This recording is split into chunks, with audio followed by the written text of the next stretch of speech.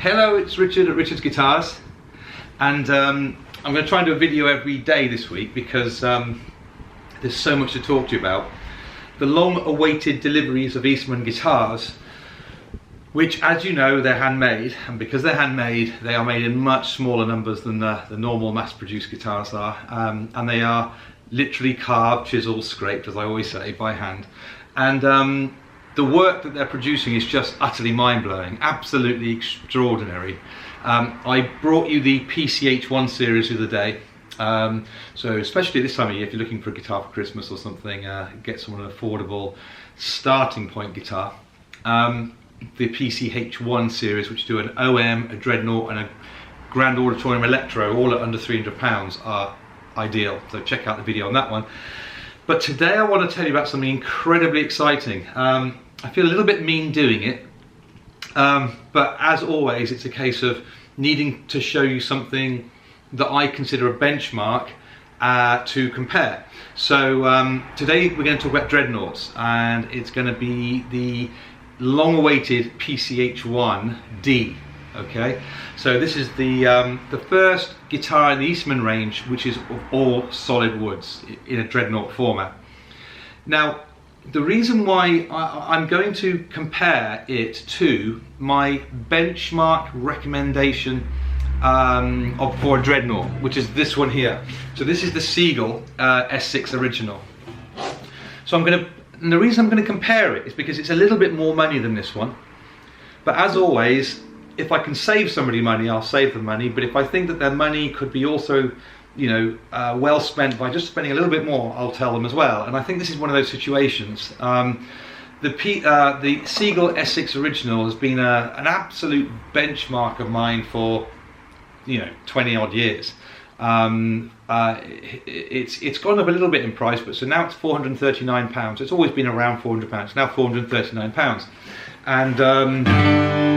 And for the money, now one of the things I like about this particular guitar is the string spacing. It has a 45mm nut, and a lot of people gravitate to the S6 original because it is a 45mm nut. Slightly wider string spacing, so it feels very comfortable, especially if you're a beginner. Sometimes a little bit more string spacing between the strings is quite beneficial for some. And this guitar has a solid cedar top and it's laminated mahogany back and sides, but it has a real earthy feel, and unlike many guitars around this kind of price point, it doesn't have a kind of, the thing I like about it is it feels very earthy, very natural, and I could quite as easily just be sitting here doing a review and a focus point on this one, which kind of I am in a way, albeit showing you another guitar at the same time. So if I just give you a general idea of the guitar.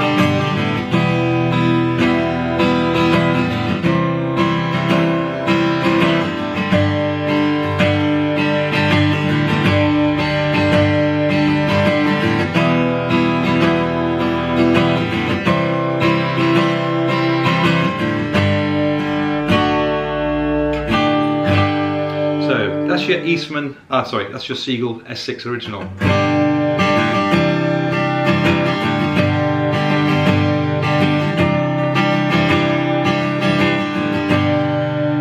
And it sounds perfectly lovely, and if anyone was starting out and their ceiling was £439, then clearly this is the guitar. Plays beautifully, we can hand finish it, set it up so it plays, the action's beautiful.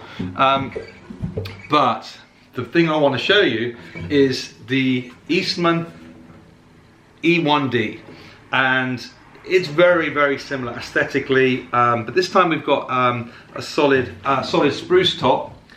Beautiful, you know, I love the tortoiseshell, which the other one has as well. It's got a very earthy feel with a kind of open pore, I think they might call this. It's like it is a lacquered finish, but it's kind of like open pore. There's nothing grain filled, so I'm sure they'd call that open pore, even though it's got a semi-gloss, like a satin finish to it. It's not a gloss, it's like a satin. I think they might call that a semi-gloss or a satin gloss finish, and it's got a lovely feature that I like of this particularly is its open machine heads. I really like that. It gives a real vintage vibe going on, and there's something about Eastman guitars. I think it's just the fact I know. And the crazy thing is, look, just look at the saddle. Look at the saddle height on that. Now we can obviously reduce the action and make the guitar play beautifully, but the huge amount of saddle height on there just shows the geometry, their attention to geometry. That's a good thing. The saddle height there, a whole pile of saddle to work with, even though the action on the guitar is perfectly lovely already, but we'd obviously set it up, so it's probably gonna have difficulty focusing. Right then, I've talked so much you won't be able to hear what the other guitars are like. But let's just hear this one for a minute, and we'll same chords. So anyway, I hear it. So I'm not going to rush ahead. Let's just hear the chords.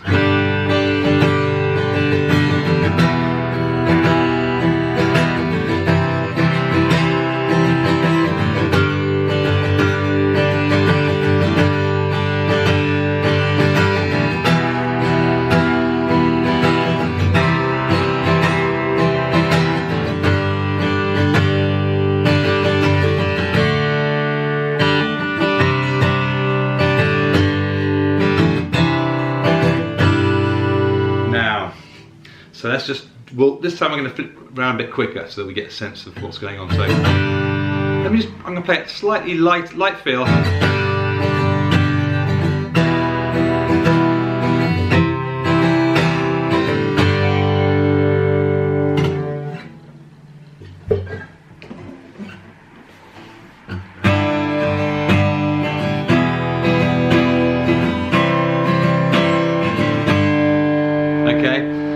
Immediately I hear what I call the difference between, it's the classic example between the two-dimensional sound going into three-dimensional sound. I always think of textures and layers to the way guitar sounds, and when you go from the all solid woods, which I hope I mentioned, this is all solid woods. Yeah, I think I did.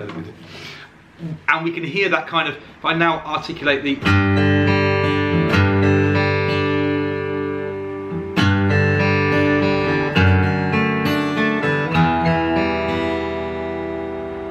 chime.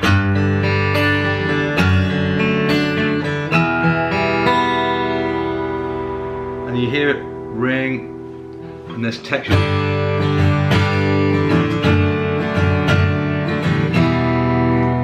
It kind of whooshes through. It whooshes through that feeling of all that kind of, those vibrations and resonance going in through there. Now let's hear this one again. I mean, it's just not even close, is it?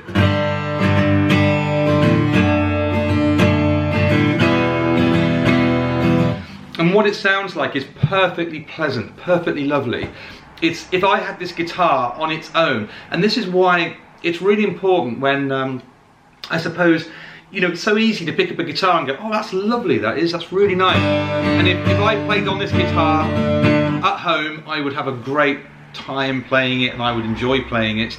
But what I'm here to do today is show that difference between, which I think I kind of covered in another video as well to a degree.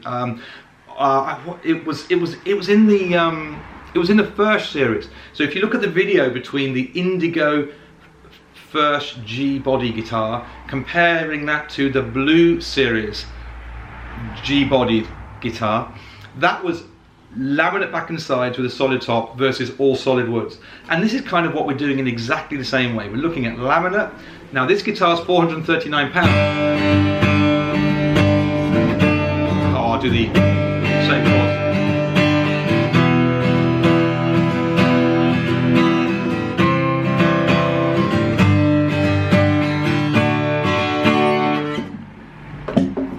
That's 439.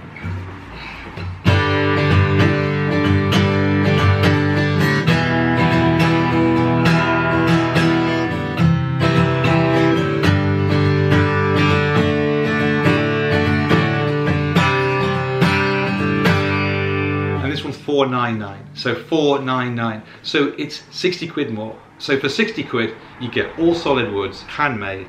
And there's just something about this guitar. Oh yeah, and that's the other really important bit. I measured up the nut widths because we all get kind of very focused on nut width. And The nut width on this guitar measured against the nut width on that guitar, they are slightly different. This one's, I think, I did measure it earlier, but I didn't actually measure the nut width. I was measuring the string spacing, which I'm more interested in. Well, actually, you see, I would measure that as from the outside anyway. Sort of still 44. It's about 44. Basically, I'm telling you, don't go by too much by what you read on the specs.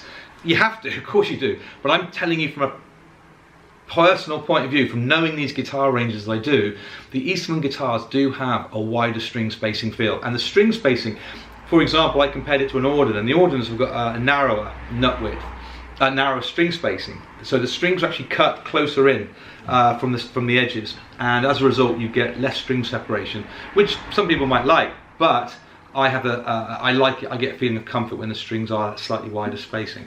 I love this guitar, absolutely. And so this,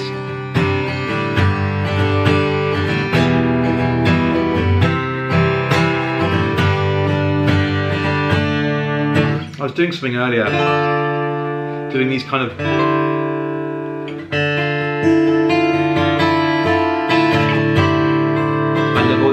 and I think it was a Dreadnought.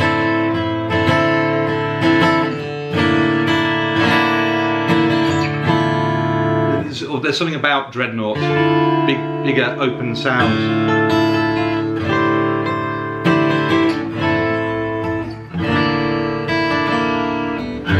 Yeah, that's it. That's what I want to let you know. E1D, that's $499, and it also comes in an OM body. So if you want a slightly smaller body guitar, I'll do that in a separate video, but that's also equally absolutely amazing. The E1 OM, $499. And what you're going to see this week, it's kind of going to be Eastman week, I think. I'm going to finish on this. Hang on. Ooh.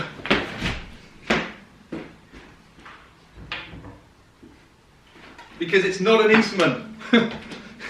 I need to talk to you about something else. And I hate swing tags. Oh God, they're awful, aren't they? Swear I should have edited the video. Check this, tell me what you think. Okay, the video's about the E1D, that's over now, bang, we're gone. Let's tell me what you think of this guitar. Please just let me know. First impressions of this guitar. It is made by D'Angelico. That is an ash body, solid ash body, Seymour Duncan P90 pickups. I absolutely love the style. Look at the headstock. Can't get it down. How awesome is that? The old classic D'Angelico locking machine heads. Just want to get your idea, see what you think, because I think these are absolutely lovely. And this is just an absolute cracking guitar.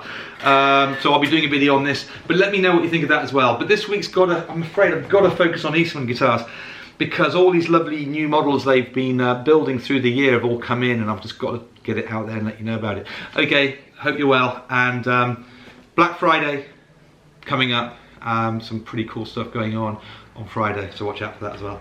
Okay, bye, see you soon, bye.